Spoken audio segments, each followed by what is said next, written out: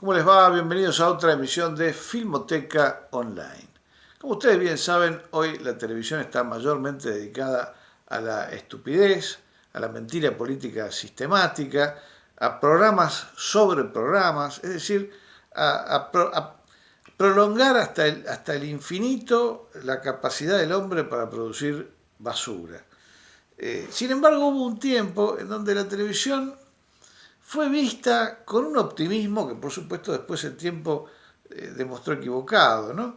Pero los 60 fueron los años en donde tipos como por ejemplo Roberto Rossellini imaginaron que la televisión podía ser la herramienta perfecta para la divulgación de todo el conocimiento humano, para que todo el mundo tuviese acceso al saber, ¿no? Para que finalmente se democratizara el saber, el conocimiento, la cultura.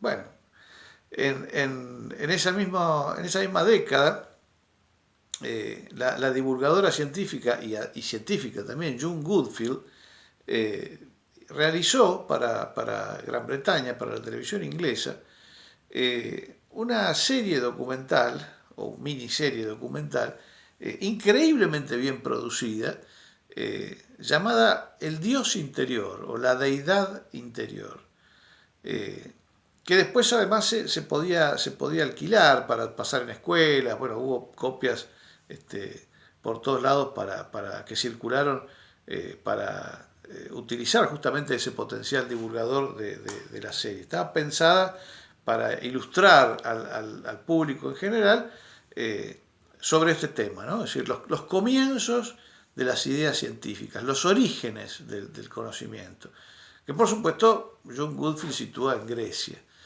Y se fue a filmar a Grecia y a utilizar imágenes contemporáneas para ilustrar los distintos tópicos de cada capítulo. Bueno, tenemos uno de esos episodios, gracias al gran coleccionista y amigo, cineclubista diría mejor, más que coleccionista y amigo, Carlos Müller, que no está en el mejor de los estados. Hay una parte al comienzo y otra al final que salta la película, eso se lo van a tener que disculpar, faltan algunos pedacitos. Pero lo básico, lo esencial del episodio está, y les va a dar una idea de cómo se pensaba la televisión en esos años, ¿no? En donde utilizar el potencial infinito para comunicar de este medio relativamente nuevo, bueno, era considerado una prioridad, algo imprescindible, necesario. Y en manos de realizadoras como John Goodfield, la imagen además podía también adquirir un carácter poético, porque ella, van a ver ustedes, los conceptos básicos que quiere transmitir no los explica de manera sencilla y solo verbal, sino fundamentalmente visual. El Dios Interior, entonces, o por lo menos un episodio de esta serie británica sobre el conocimiento, hoy en Filmoteca Online.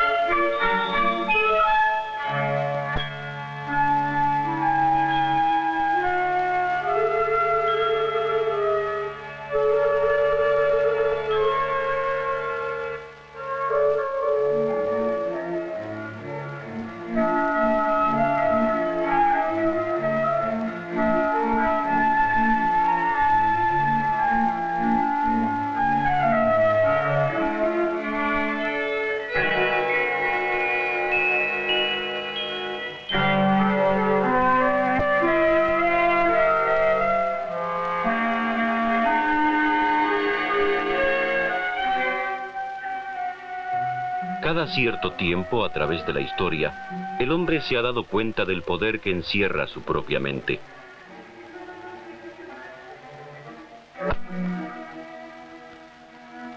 Pero si con estos fragmentos componemos un cuadro de la vida de donde surgieron, reconocemos que es aquí donde nació la ciencia.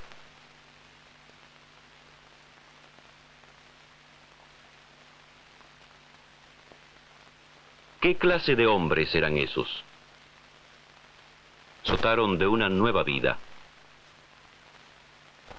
Fusiona con el mar, se desarrollaron algunas comunidades pequeñas e independientes, libres de las limitaciones que imponen la historia y la tradición.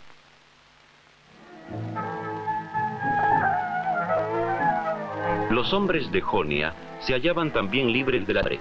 Sus tierras eran fértiles y de ellas obtenían fácilmente los medios de vida.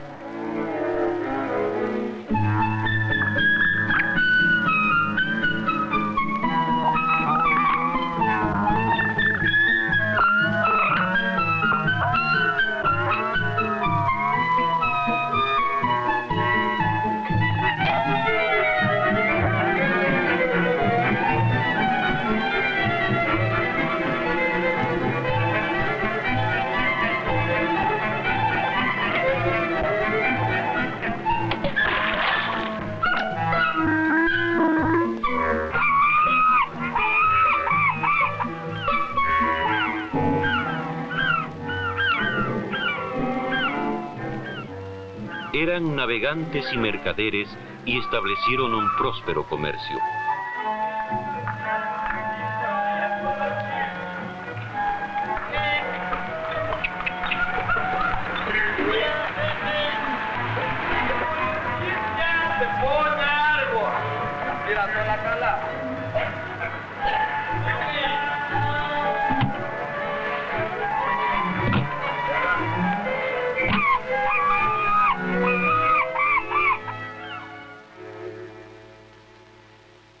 Mileto era su puerto principal y Sardes el foco de las rutas comerciales hacia el interior.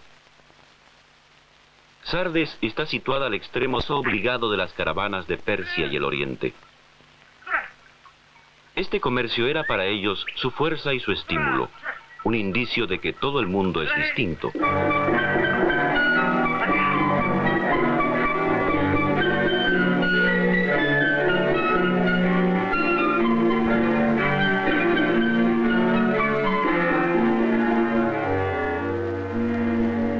Esto les acarreó nuevas artes, nuevas mercancías, nueva riqueza. También les trajo hombres de una docena de razas, con dioses diferentes y mitos antagónicos.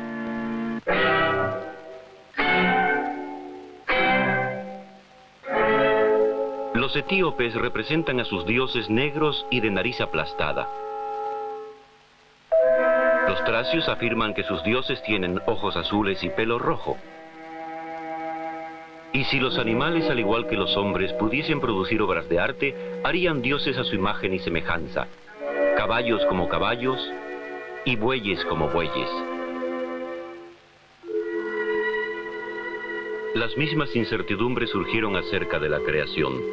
Los hombres del Golfo Pérsico afirmaban: en el principio, cuando todo era tinieblas y agua, el sol penetró por la puerta del amanecer y fue la luz.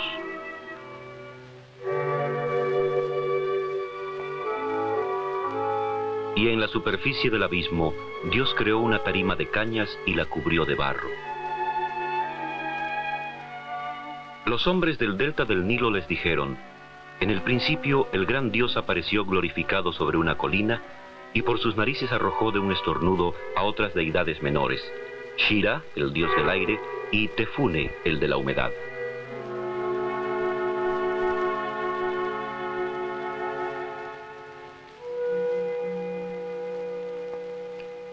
Pero los jónicos dieron su propia versión en términos simples y corrientes. En el principio algo se separó y se hizo el calor y el frío.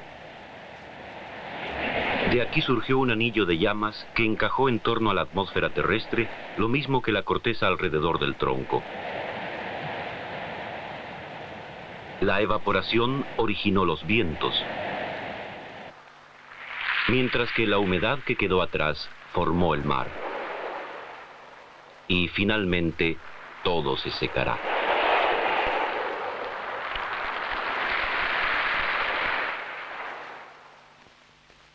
Los jónicos estaban convencidos de que la mente humana podía descubrir el mecanismo de la naturaleza. Así pues, fueron ellos los primeros científicos. Difundieron por el mundo entero las preguntas que nosotros podemos formular sobre las cosas más comunes.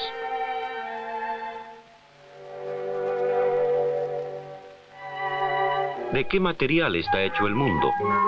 Ellos sabían que sus artesanos podían hacer que una sustancia adoptase muchas formas. Quizá todos los objetos del mundo eran apenas formas diferentes de una sola sustancia básica.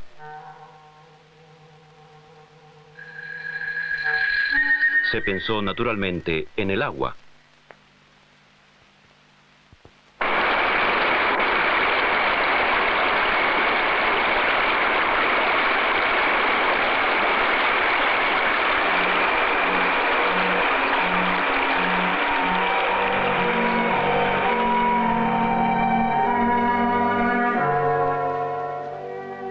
El agua existía en todas partes. Era la base de la vida. Se hallaba en varios estados y pasaba fácilmente de uno a otro.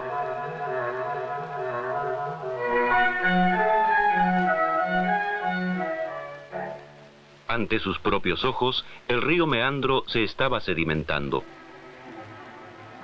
El agua del río se convertía en tierra. Y así su puerto es hoy un huerto de olivos.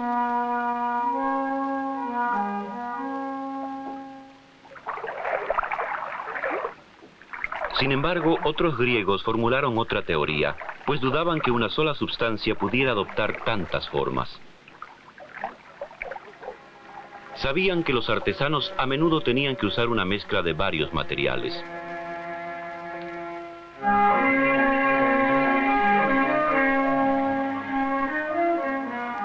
Quizá hubiese en el mundo varios elementos cuya mezcla y separación explicase todos los cambios materiales.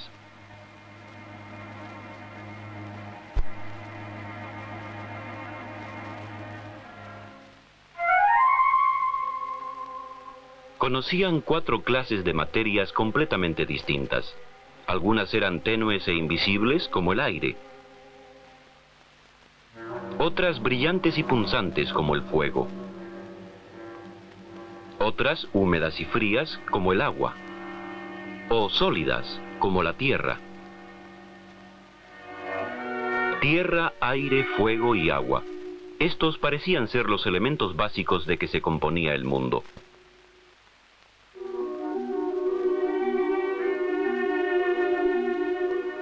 Otros filósofos quisieron penetrar más allá de las apariencias superficiales, hacia un plano más abstracto. En el mundo hay algo más que colores, texturas y sonidos. Hay simetrías, armonías y formas. Y en muchos casos se halló que las relaciones matemáticas determinaban las cualidades que vemos y oímos.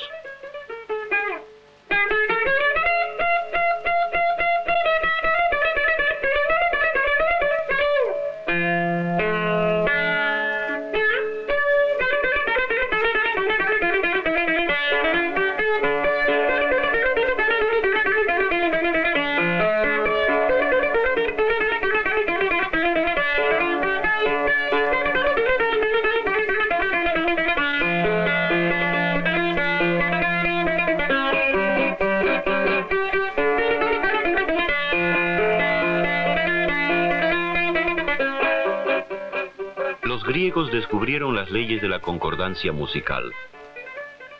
Los sonidos armoniosos de una cuerda que vibra corresponden a simples fracciones de su longitud.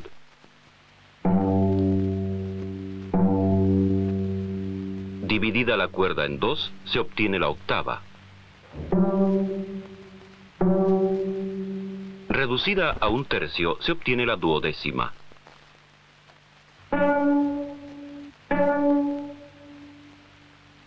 Reducida a 1/4 parte, nos da la segunda octava. Formas y dimensiones podrían también relacionarse con simples números. La serie de números enteros puede usarse para construir triángulos equiláteros.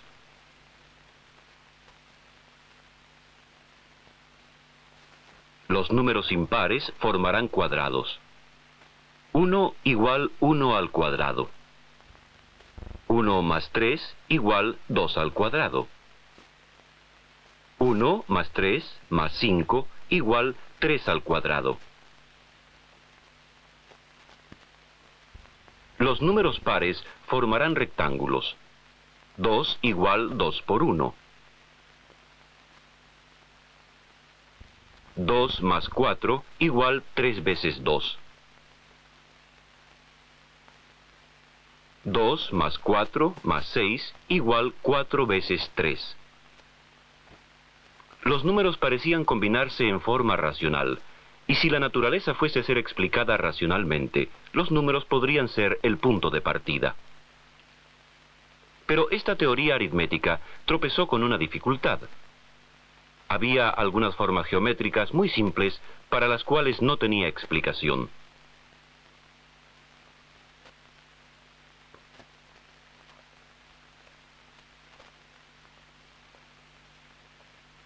Constrúyase un cuadrado con unidades de igual longitud.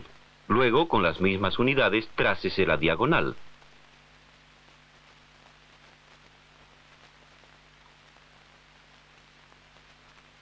Por más pequeña que sea la unidad, la diagonal jamás encajará exactamente. Porque los lados y la diagonal de un cuadrado no tienen medidas comunes. No hay números racionales que los relacionen entre sí. Y hoy seguimos diciendo, la raíz cuadrada de 2 es irracional. Así pues, una explicación puramente aritmética de la naturaleza resultó inadecuada.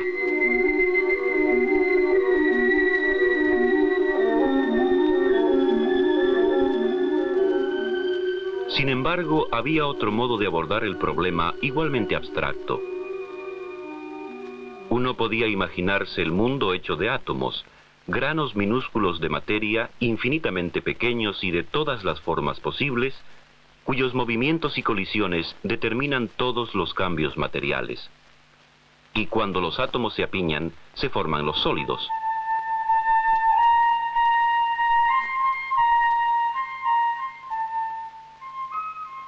Platón formuló una teoría muy amplia de la materia, combinando el atomismo, las matemáticas y la doctrina de los 4 elementos. Su discípulo Teeteto había probado que existen solamente 5 sólidos de forma regular. El tetraedro, que tiene 4 caras. El octaedro, 8 caras. El cubo, 6 caras. El dodecaedro, 12 caras. Y el icosaedro, 20 caras. Todos estos sólidos tenían caras equiláteras, ya fuesen triángulos, o cuadrados, o pentágonos. Platón consideró que los 4 elementos, tierra, aire, fuego y agua, contenían átomos de estas 4 formas. Las sustancias sólidas tenían átomos cuyas figuras eran cubos estables. El fuego contenía átomos de forma piramidal, cuyas puntas agudas causaban el dolor de la quemadura. Los átomos de las sustancias etéreas eran de 8 caras. Los átomos de los líquidos de 20 caras.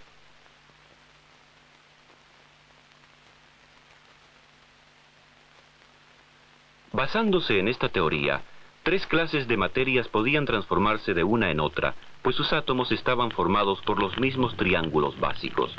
El fuego convertía el agua en aire caliente. Los átomos del agua eran descompuestos por el fuego en sus triángulos básicos, que luego se volvían a combinar para constituir 2 átomos de aire y 1 de fuego. Los 20 triángulos originales eran reagrupados en 3 nuevos átomos de 8, 8 y 4 triángulos. Quedaba un sólido que no era afectado por los cambios materiales, el dodecaedro. Sus caras eran 12 pentágonos y pertenecía a la bóveda celeste que contenía las 12 constelaciones del zodíaco.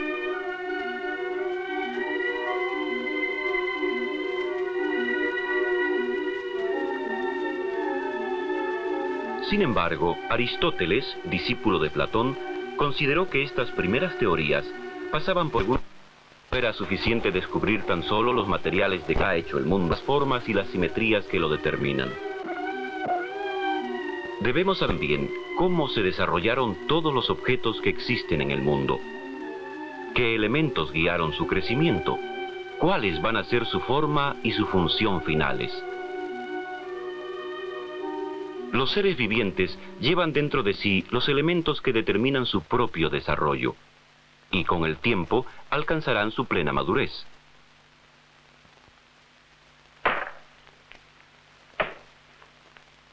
La forma final de otros objetos está regida por agentes externos.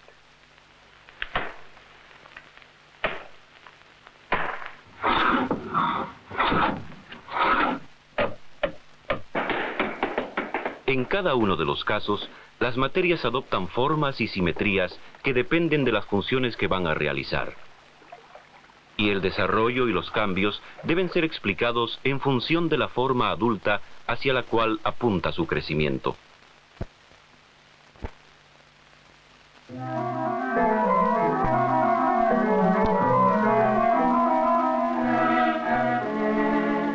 Es el mundo tal cual lo vieron los filósofos griegos, los hombres que consideran las cuestiones que constituyen la base fundamental.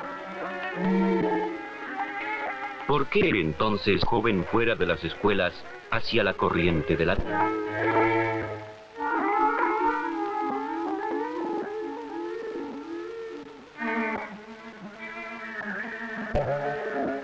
La ciencia nació cuando los hombres en busca de comprensión.